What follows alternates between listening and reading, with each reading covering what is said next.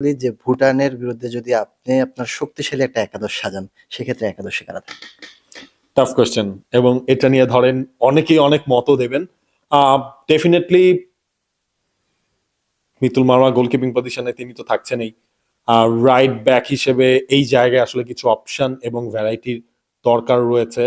আর right back হিসেবে সাদউদ্দিন, কারণ যেহেতু বিশ্বনাথ নাই লম্বা সময়ের জন্য, আলটিমেটলি আমি জানিও না সাদের যে ছোট ভাই রয়েছে তাজ দুর্দান্ত পারফর্ম করেছে এই সিজনে, তাজকে দলে রাখা হবে কিনা এইটা হয়তো আলটিমেট কল হাভিয়ার কাবরেরার থাকবে।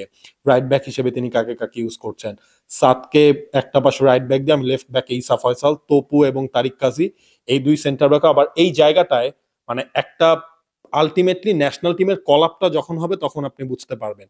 কারণ দেখেন ফার্স্ট লেগে পারফর্ম করা মিঠু গত সিজনে গতবার ন্যাশনাল টিমের জায়গা পান নাই, ইয়াসিন জায়গা পান নাই, সুতরাং তারা যদি জায়গা পায় তখন স্কোয়াডটা কিন্তু অন্যরকম হবে। কিউবা মিচেল যদি দলের সাথে আসে, কিউবা মিচেল যদি বাংলাদেশের ট্রেনিংটা করেন, কিউবা মিচেলের পারফরমেন্সটা যদি ভালো হয়, তখন কিউবা মিচেলকে খেলানো হবে কিনা এই জিনিসগুলো আসলে আসবে।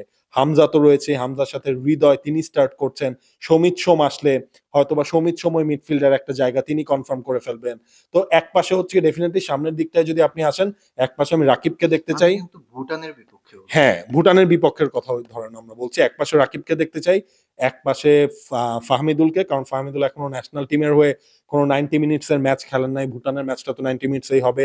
তো এটা একটা বেস্ট প্রস্তুতি অন্তত তার ক্ষেত্রে হবে, এবং সামনে অবভিয়াসলি আলামিনকে দেখতে চাই। কিন্তু এই জায়গায় আপনার একটা জিনিস ঘুরে ফিরে আসছে, ধরেন আমার দৃষ্টিতে আমার ফরমেশন হবে একরকম, হাভিয়ার কাবরেরার দৃষ্টিতে হাভিয়ার কাবরেরার ফরমেশন হবে আরেক রকম। তখন আসলে আলটিমেটলি বোঝা যাবে যে ফাইনাল 11টা।